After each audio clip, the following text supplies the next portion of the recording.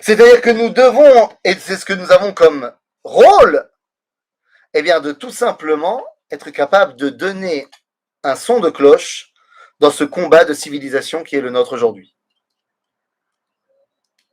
Vous allez me dire, et qu'en est-il de l'Extrême-Orient? Il n'est pas mentionné ici dans Milchemet Gog Magog dans le livre de Yecheskel. Nachon. Pourquoi? Parce que l'Extrême-Orient n'a jamais véritablement été, et a cessé du moins de l'être aujourd'hui, une puissance centrale, pas au niveau économique, ça ils le sont, pas au niveau militaire, ils le sont sûrement, mais au niveau des idées,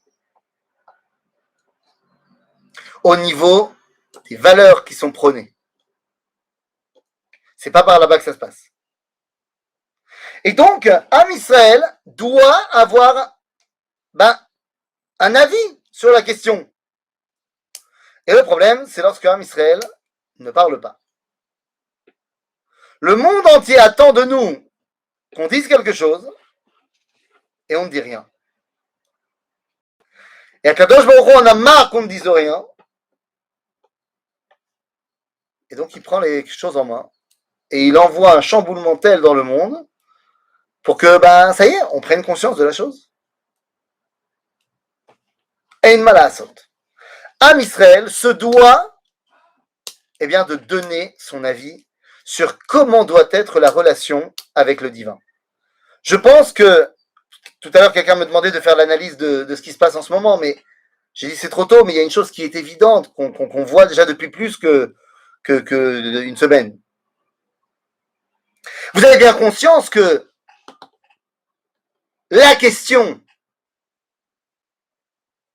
c'est Har-Habayit.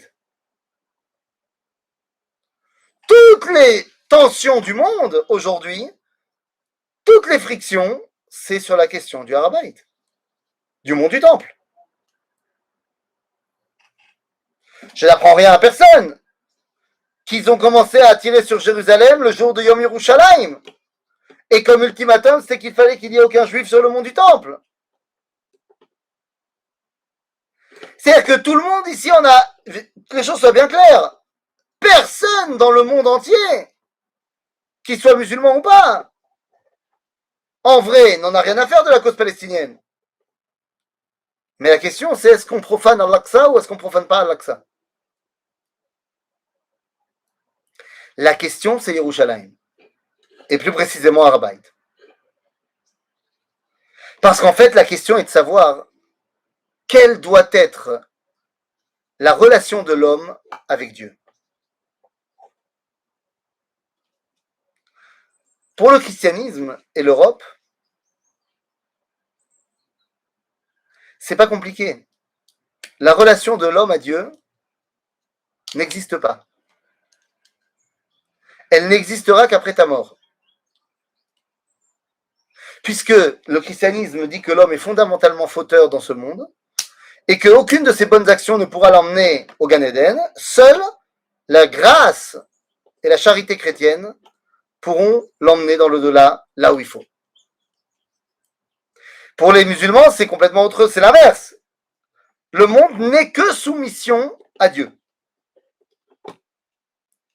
L'Europe occidentale, qui a abandonné la pratique du christianisme et qui est fondamentalement chrétienne, a placé l'homme au centre du monde. L'islam a placé Dieu au centre du monde. Et le judaïsme dans tout ça? Quel est notre avis dans toute la question? Qui est au centre du monde? Dieu ou l'homme? Eh bien, la réponse est très simple. Celui qui est au centre du monde, c'est le dialogue entre Dieu et l'homme.